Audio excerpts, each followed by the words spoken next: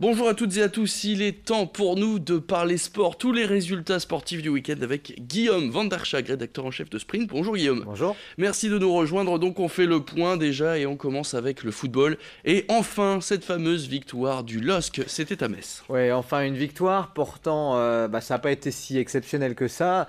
Néanmoins, la bonne nouvelle d'abord, c'était que le LOSC, contrairement à son match face à Troyes, face à Rennes et face à Marseille, le LOSC n'a pas pris de but dans les 6 premières minutes. Donc ils ont fait plutôt une bonne entame, les Lillois, et puis ensuite les Messins se sont montrés beaucoup plus dangereux.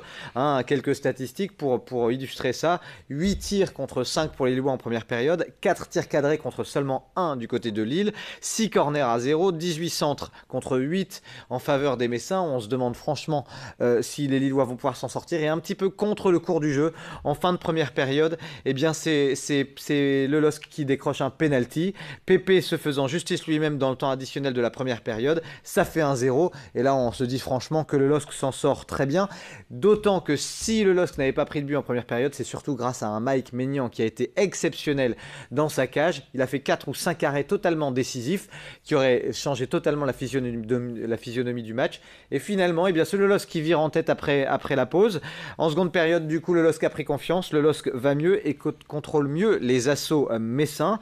Balouli, qui livrait jusque-là une performance loin du niveau de la Ligue 1, eh bien, a bien suivi une frappe d'El Ghazi qui s'était heurtée à la transversale. Et du coup, deuxième but, 2-0 à la 67e. Là, franchement, on se dit que le LOSC est plutôt bien parti. Metz, cependant, aura eu le mérite de ne pas abdiquer. Mais en continuant de pousser, eh bien, les Messins se sont ouverts au contre. Et résultat, Pépé a marqué une deuxième fois, a récupéré une mauvaise passe adverse et puis a marqué d'une superbe frappe. 3-0. Franchement, c'est un joli score en faveur des Lillois au regard de la physionomie du match. Mais il faut surtout pas bouder son plaisir parce que le LOSC avait cruellement besoin de cette victoire. Alors, on n'oublie pas donc le très beau match de Mike Maignan, mais est-ce qu'on peut retirer un joueur, un coup de cœur de cette rencontre, Guillaume? Oui, alors c'est pas forcément un coup de cœur sur ce match, mais c'est un coup de cœur depuis plusieurs semaines. J'ai envie de vous dire que dans le jeu, sincèrement, il y a eu un avant et un après Mendes, avant qu'il fasse son retour et depuis qu'il est revenu. C'est un joueur qui joue juste, qui joue propre. Il est quasiment à 90% de passes réussies. Il trouve toujours des solutions et je me demande franchement comment ferait le LOSC sans ce milieu de terrain parce que il est très précieux. Alors aujourd'hui, la situation reste catastrophique hein, d'un point de vue comptable. Le LOSC est toujours 19e. Cela étant, récolter ces 3 points, eh bien, c'était capital pour la confiance. Capital pour la survie et le maintien de Bielsa à la tête du LOSC. Et puis rappelons aussi que le LOSC a encore ce match en retard à rejouer face à Amiens. Du coup, si ce match-là se transformait par 3 points également, eh bien, ça pourrait permettre aux Lillois de sortir de l'ornière. Attention parce que le calendrier qui arrive va être difficile. Saint-Etienne, puis 2 déplacements, Montpellier et Lyon.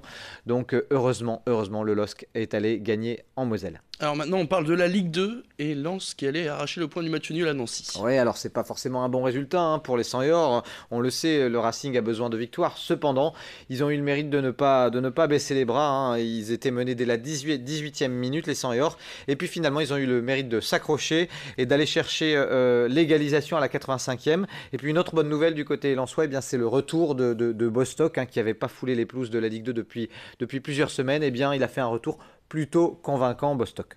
Et on parle aussi de Valenciennes, l'autre club nordiste en Ligue 2. Oui, alors du côté de Valenciennes, un match nul également face à Brest, 0-0.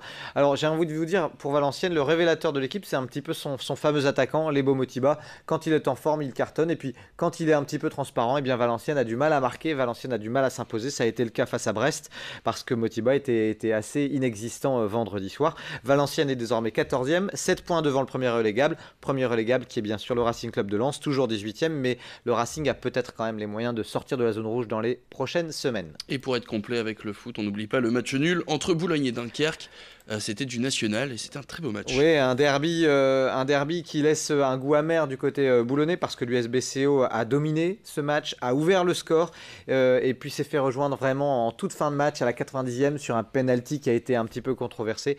En tous les cas, un but partout, bah, c'est un score qui satisfait presque tout le monde dans le cadre d'un derby. Alors on passe rapidement au basket, 2 défaites mais pas le même scénario pour le Portel et le BCM. Ouais, 2 défaites parce que le Portel s'est incliné d'1 point, beaucoup de regrets du côté du Portel face au dernier Boulazac, 88-87. Mais le Portel n'a rien pu faire face à un Anderson de feu. 37 points à lui tout seul, le joueur de Boulazac, qui a fait vraiment un match lunaire. Du côté de Gravelines-Dunkerque, le BCM n'a semblé ne pas exister face au Strasbourg de Vincent Collet, même si on s'attendait à une défaite face à Strasbourg. On regrette un petit peu plus la forme.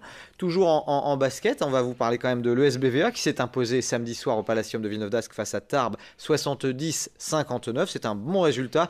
Villeneuve-d'Ascq est désormais 4e avec toujours un match en retard. Un petit mot également de Pro B pour terminer cette page basket, pour vous dire que Saint-Amand, en Ligue féminine encore, Saint-Amand a gagné à Montpellier 77-74. Ça, c'est une grosse perf. Et puis un mot de Pro B, je vous le disais, Lille a gagné à Quimper 93-66. Gros match des Lillois qui n'en finissent plus de gagner en championnat. Et puis Denain est tombé à Nantes sur le même score que Villeneuve-d'Ascq ce week-end, 77-74. On parle maintenant d'athlétisme et Bricky qui brille à l'Équin. Oui, rapidement, Hicham Bricky, il était vainqueur en 2015, vainqueur en 2016, il a réitéré en 2017, il adore les foulées léquinoises, c'est d'ailleurs là qu'il a son record sur 10 km.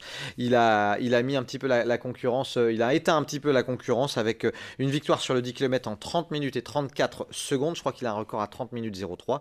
Et puis Antoine Sy a remporté de son côté, c'est toujours de l'athlétisme, le trail des Mingues de Minguettes, le 18 km et demi en 1 heure et 8 minutes. On continue de faire le tour des résultats sportifs du week-end avec le rugby. Ouais, et une grosse performance à l'extérieur des joueuses du LMRCV, celles qui se font appeler désormais les putains de nanas. Elles ont vraiment de la hargne à revendre. La preuve, elles étaient diminuées. Il y avait presque 10 titulaires qui étaient absentes ce week-end. Elles jouaient à l'extérieur à Blagnac.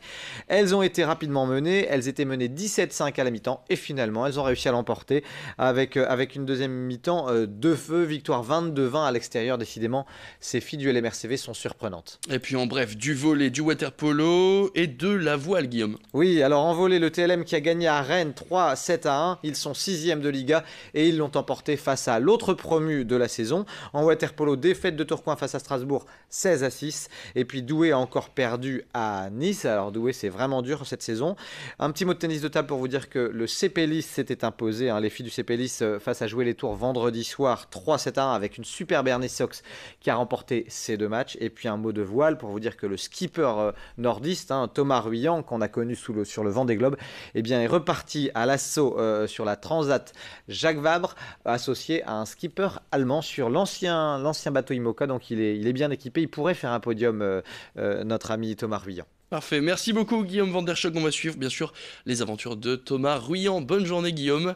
Et quant à nous, l'information continue, restez avec nous.